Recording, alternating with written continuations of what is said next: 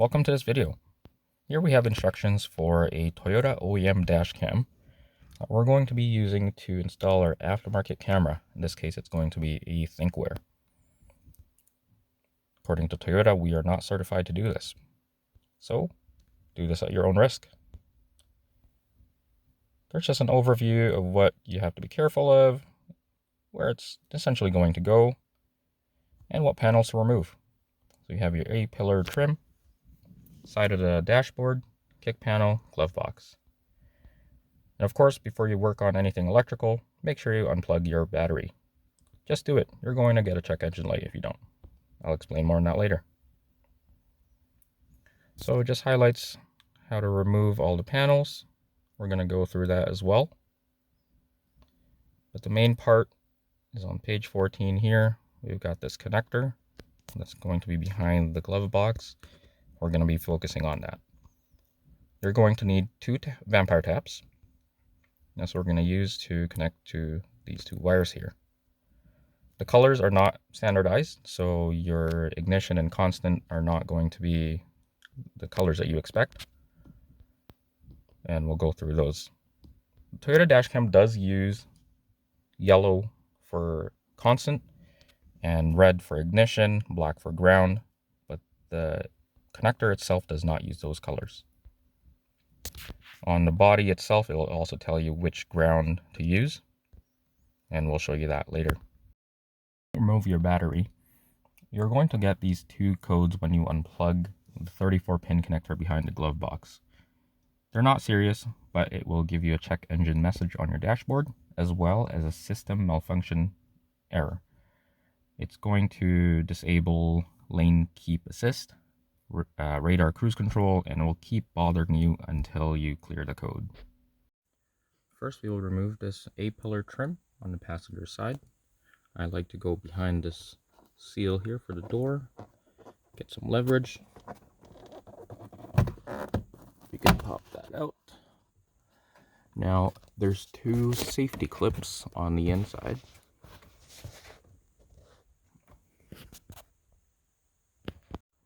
Once you pop off this trim, you'll see that they're held on with these white clips on the inside. I'll just guide that through until you see the clip that actually goes on the body. You'll see the tabs on the top here and the bottom, and those are the two tabs that we'll need to pinch off to pop it off the body of the car. Now there's also a second one further down. If you go under here, you can see the other clip. The same two tabs are on that clip that you'll need to push in to remove. Press the tabs in and pull the whole thing out. For the lower clip, you can push one of the tabs from under the airbag here through that little gap, and then you can come around with another finger up front here. Once both clips are popped off the body, you can simply pull up and remove the trim. The next step is to remove this cover between the dash and the door. Just use this tool, pop it on, keep going, just follow it down. It should just pop right off. The next step requires us to remove this lower kick panel. However, the side sill cover is right on top of that. There's one little tab here that you'll need to pop up before it's easy to come out, and the same thing on the back side here. So we'll just do that first. Once that's loose, I'll grab the other side. That tab's loose, and the rest of it can just pop up. So those little tabs are just the front there. It goes to that side there. The same thing on the back, you've got that tab. To remove the kick panel, you have this little thumb screw here. Just twist that by hand.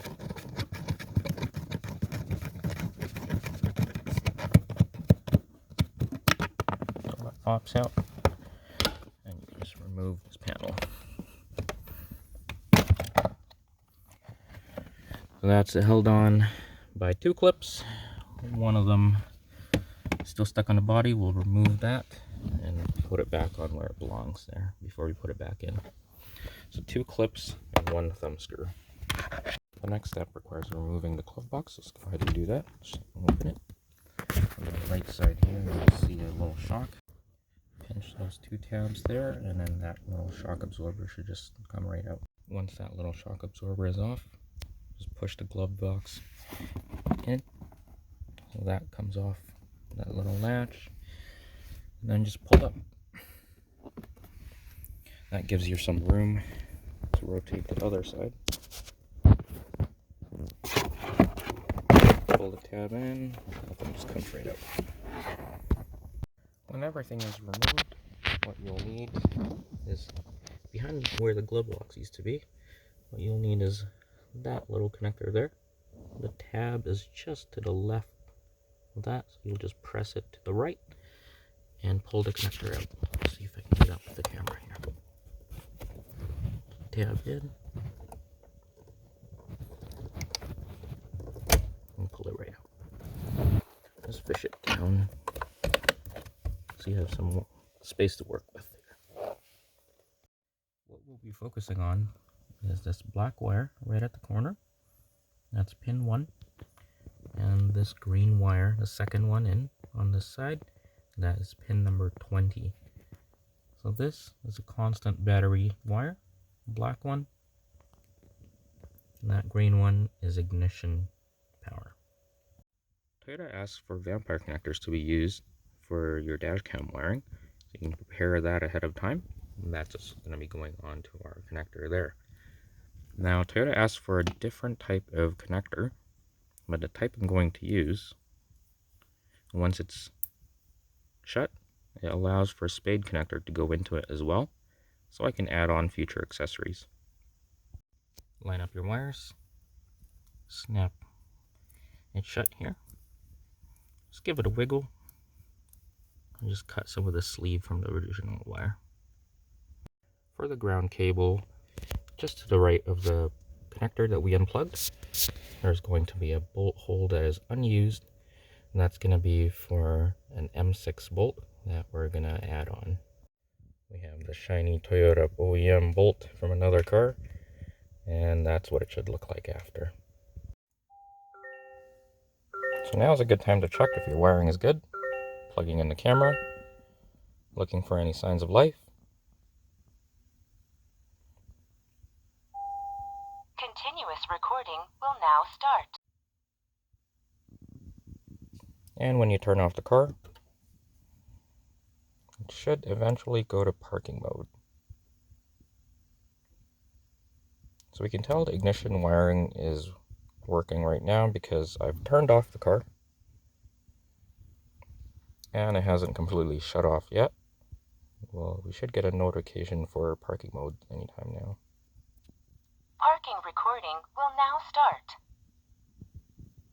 There you go. So that's how you can confirm that both ignition and constant 12 volts is working. Next, we're going to feed our camera wire according to the instructions. Come around back here, feed it through in front of the glove box area. Next, we're going to come around here. We'll just feed that through for now.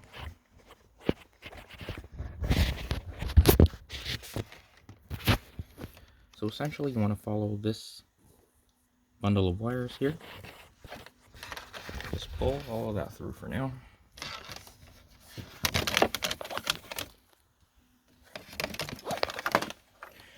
And leave a little bit of slack there so we can reorganize that later.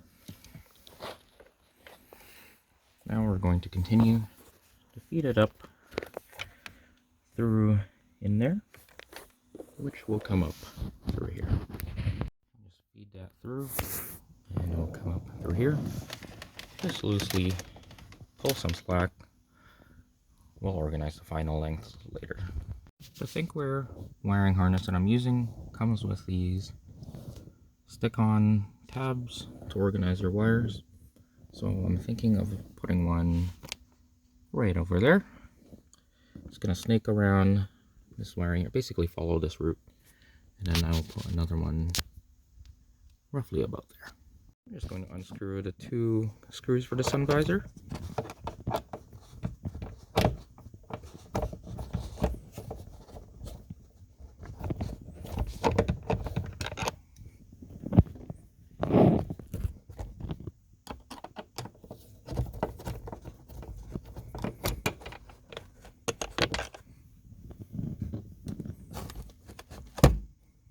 Pop that right off, and we'll just take it off the sun visor on the other side here. And we'll just fish our wires through the sun visor. Now, there is the OEM location for the dash cam wire to go through here, but we're going to go for a little bit of a stealthy wiring install by using one of these middle holes here. It'll be a lot neater, as that first hole actually comes up here. So we're going to go further just towards the middle. So we're just going to run through our wiring here. So you've got your camera wiring, goes through that hole that we had talked about, through the headliner. Now at the end of the headliner, comes out right there, held on by one of our sticky tabs. Now it just runs through this wire, or behind this wire here. Now you have these clips that secure the original wiring, the white clip, and that black clip. In my case, this black clip here, if I can focus it, has that little bit of the zip tie still sticking out. Now I just tuck the wire behind there to secure it. And that should be good to go. And there's one more sticky tab near the end there. Once it goes through, you've got, so it just comes out through there. You've got this brace here. I've tucked it just behind there, and where that bundle of wires was zip tied to that tab, is also where I've zip tied the rest of my wiring. Just clean up the rest, make sure the wires are free to move. In this case, everything's plugged in, ground is good, camera's working, wiring should be all done. Just going to show you how to remove this cover here. For this first section, there's a tab at the top corners on either side. So just kind of stick your finger up in there, press down, and then press down. And then you can just pull it up.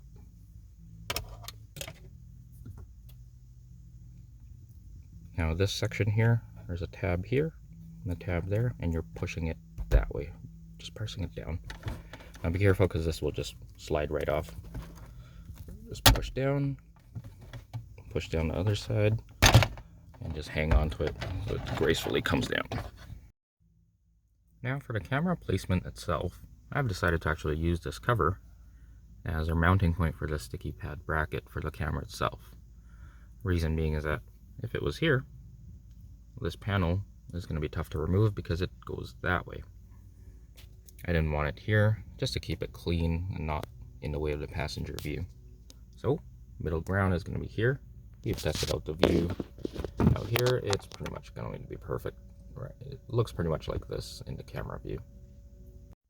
When you have all the trim back together, it should pretty much look like this. Now we just need to reinstall all of our interior. This A-pillar trim here with the clips, you pretty much just twist it back in place and clip it down. Those are the 2 tabs that we were trying to remove earlier to get it off the body of the car. Once that's back in place, same with this one, this is good to go. Now be mindful with 2 tabs that go onto the body of the car, connect it to the dash. There's those little guides right about there that help you slide out those tabs. I'm just going to do that.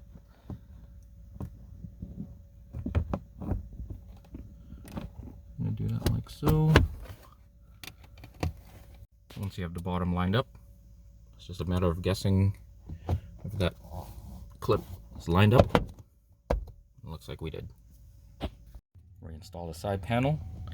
You have these tabs slide into the end of the dash first, along the paint over there. So just slide that through. Does it feel secure? Just close it like a door, and you're good. Now for the kick panel here, we've recovered our clip that was stuck over there. And what I actually like to do is where this thumb screw used to go, back there, that's what I'm going to line up first. So it serves as a guide for the rest of the panel. So I'll just put that through, line up the panel around here, and just give it a quick push. And there you go. This thumb screw is pretty neat. So all you have to do is push it. This whole thing is set up. Now we just have our side sill trim here, so we're just going to loosely line it up. Make sure you don't see this gap here. Just make sure you line it up straight. And once you have both sides without any of the holes showing, just press it down. Like so. Now, you'll probably get lucky and have that extra tab clip on by itself. Just make sure. In this case, we had one more clip to go. Now you're all done. For this A-pillar trim here, I actually had this sticking up a little bit earlier. Turns out one of those two tabs must clip somehow onto the dashboard here. I just pressed down like so, and it made a click earlier. Now just kind of check over your work. In my case, I'm going to clean up my greasy paws off of every surface I pretty much touched. Now you can see it earlier from this A-pillar. See some interior cleaner, or if you don't have that, just a little bit of water.